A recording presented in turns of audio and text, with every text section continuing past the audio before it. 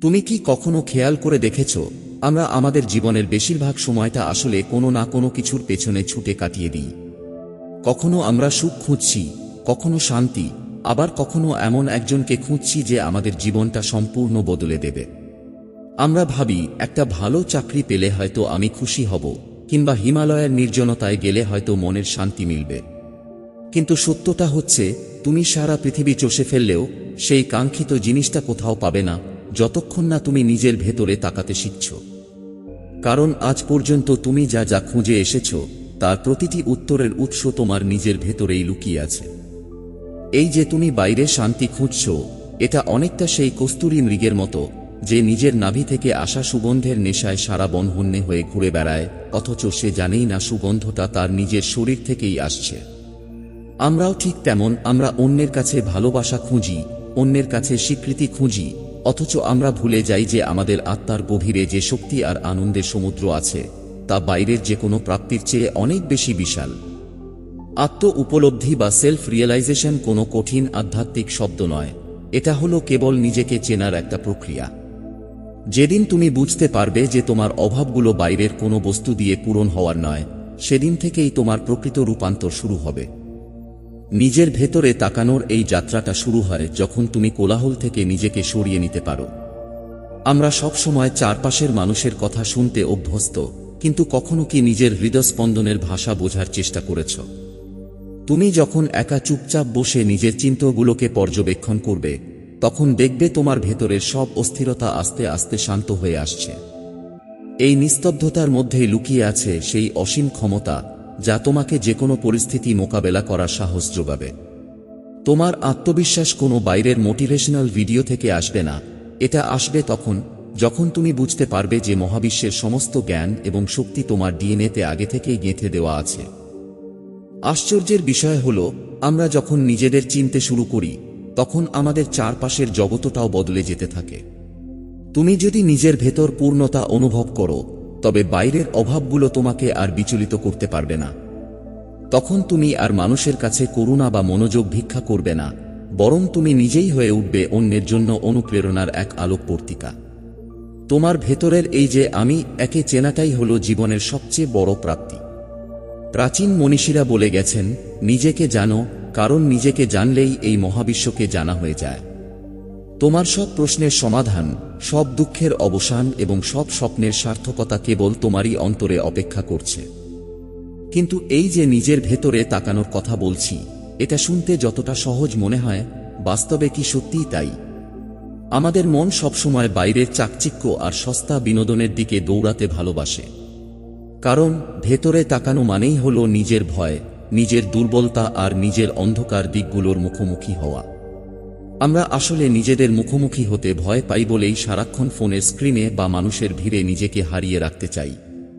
কিন্তু তুমি যদি একবার এই ভয়টাকে জয় করে নিজের গভীরে ডুব দিতে পারো, তবেই তুমি সেই মুক্তর সন্ধান পাবে যাকে আমরা পরম শান্তি বলি। তুমি হয়তো ভাবছ, আমি তো সাধারণ একজন মানুষ, আমার ভেতরে এমন কি বা বিশালতা থাকতে পারে? এখানেই আমরা সবচেয়ে বড় ভুলটা করি। সমুদ্রের একটা বিন্দু জল যেমন গুণাগুণে পুরো সমুদ্রেরই অংশ, তুমিও তেমনি এই মহাবিশ্বের এক অবিচ্ছেদ্য অংশ। তোমার ভেতরে যে প্রাণশক্তি কাজ করছে, সেই একই শক্তি গ্রহ নক্ষত্রকে পরিচালনা করছে। যখন তুমি এই যোগসূত্রটা ধরতে পারবে, তখন দেখবে তোমার ক্ষুদ্র অহংকারগুলো ধুলোর মতো উড়ে যাচ্ছে। তোমার আত্ম উপলব্ধি তোমাকে শেখাবে যে তুমি কেবল হাড় মাংসের একটা শরীর নও, বরং তুমি হলে এক অনন্ত চেতনার প্রকাশ। এই উপলব্ধি যখন তোমার মনে গেঁথে যাবে, তখন হারানো বা পাওয়ার ভয় তোমাকে আর স্পর্শ করতে পারবে না। এই পথচলায় তোমার সবচেয়ে বড় বাধা হবে তোমার নিজস্ব চিন্তা।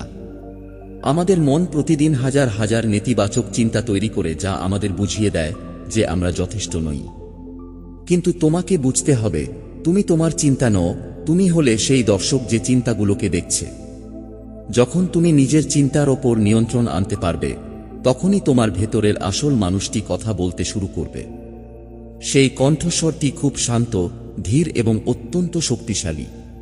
সেটি কোনো ডিভাইসের ব্লুটুথ সংযোগের মতো নয় যে হুট করে বিচ্ছিন্ন হয়ে যাবে, ওটা হলো তোমার অস্তিত্বের মূল ভিত্তি। সেই উৎস থেকে যখন তুমি শক্তি নিতে শিখবে, তখন পৃথিবীর কোনো ঝড়ই তোমাকে টলাতে পারবে না। আসলে আমরা যাকে ভাগ্য বলে দায় এড়াতে চাই তা অনেক সময় আমাদের অবচেতন মনেরই প্রতিফলন। তুমি যদি নিজের ভেতরের জগতটাকে বদলে ফেলতে পারো তবে তোমার বাইরের বাস্তবতা বদলে যেতে বাধ্য। কারণ তোমার জগতটা তৈরি হয় তোমার দৃষ্টিভঙ্গি দিয়ে। তুমি যখন নিজের ভেতরে প্রাচুর্য অনুভব করবে তখন অভাব তোমার জীবন থেকে বিদায় নেবে।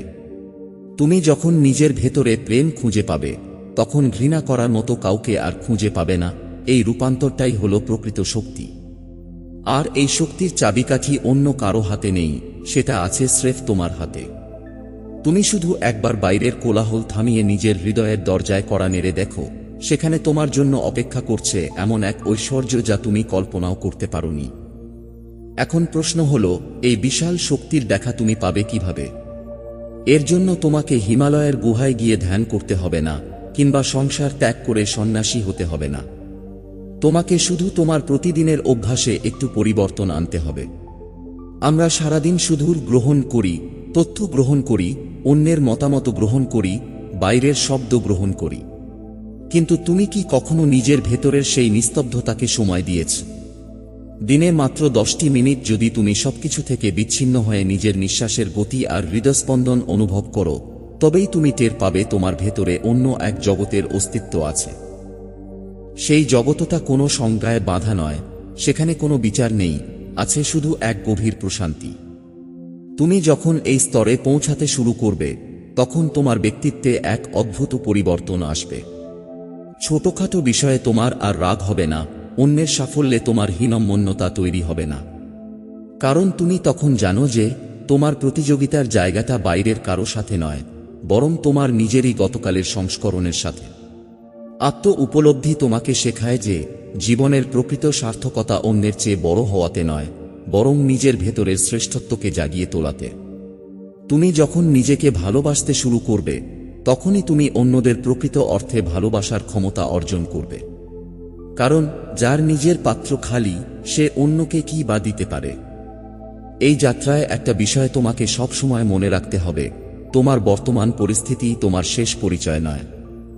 হতে পারে তুমি এখন অভাবের মধ্যে আছো, হতে পারে তুমি এখন একাকিত্বে ভুগছ বা ব্যর্থতার গ্লানি তোমাকে কুড়ে কুড়ে খাচ্ছে। কিন্তু এগুলো সবই হলো তোমার উপরিভাগের ঢেউ, গভীর সমুদ্রের শান্ত স্থিরতা নয়। সমুদ্রের ওপরে যেমন ঝড় হয়, ঢেউ আছড়ে পড়ে, কিন্তু গভীরে গেলে দেখা যায় সেখানে এক অনন্ত স্তব্ধতা বিরাজ করছে। তোমার সত্তাও ঠিক সেরকম। বাইরের ঝড়ঝাপটা তোমার জীবনে আসবেই, কিন্তু তুমি যদি নিজের ভেতরের সেই গভীর কেন্দ্রে স্থির থাকতে পারো তবে কোনো বিপর্যয় তোমাকে ধ্বংস করতে পারবে না। তুমি যাকে খুঁজছ সে তোমার ভেতরেই আছে, এক অনন্ত সম্ভাবনার রূপ নিয়ে। সে তোমার সেই সত্তা যা কখনো লজ্জিত হয় না, কখনো ভয় পায় না এবং যা মৃত্যুহীন। তোমার এই জীবনের উদ্দেশ্যই হলো সেই অবিনশ্বর আমিকে খুঁজে বের করা। যখনই তুমি নিজেকে তুচ্ছ ভাববে তখনই মনে রেখো যে তুমি এক মহান সৃজনশীল শক্তির অংশ। তোমার প্রতিটি চিন্তা, প্রতিটি কাজ সেই শক্তিরই বহিঃপ্রকাশ হতে পারে যদি তুমি সচেতন হও। বাইরের মরীচিকার পেছনে ছোটা বন্ধ করে যখন তুমি নিজের ভেতরে তাকাতে শিখবে তখনই জীবনের আসল রহস্য তোমার সামনে উন্মোচিত হবে। মনে রেখো, তুমি কোনো সাধারণ মানুষ নও যে আধ্যাত্মিক অভিজ্ঞতা খুঁজছে, বরং তুমি হলে এক আধ্যাত্মিক সত্তা যে এই পৃথিবীতে মানবীয় অভিজ্ঞতা নিতে এসেছে। এই যাত্রার একদম শেষ পর্যায়ে এসে তোমাকে একটা চরম সত্যের মুখোমুখি হতে হবে। আমরা সবাই ভাবি যে নিজেকে খুঁজে পাওয়া মানে হয়তো অলৌকিক কিছু ঘটে যাওয়া, কিন্তু সত্যিটা হলো আত্ম উপলব্ধি মানে কোনো নতুন কিছু পাওয়া নয়, বরং তোমার ওপর জমে থাকা মিথ্যে খোলসগুলো একে একে খুলে ফেলা।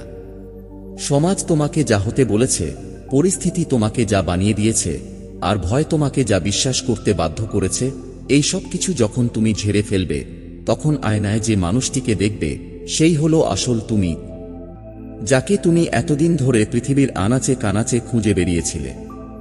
তুমি কি জানো তোমার ভেতরের এই শক্তিটা কেন এত গুরুত্বপূর্ণ? কারণ পৃথিবী তোমাকে প্রতি মুহূর্তে ভাঙার চেষ্টা করবে, তোমাকে সস্তা সওদা দিয়ে ভুলিয়ে রাখতে চাইবে। কিন্তু যার নিজের ভেতরের সাথে সংযোগ আছে তাকে কেনা বা টলানো অসম্ভব।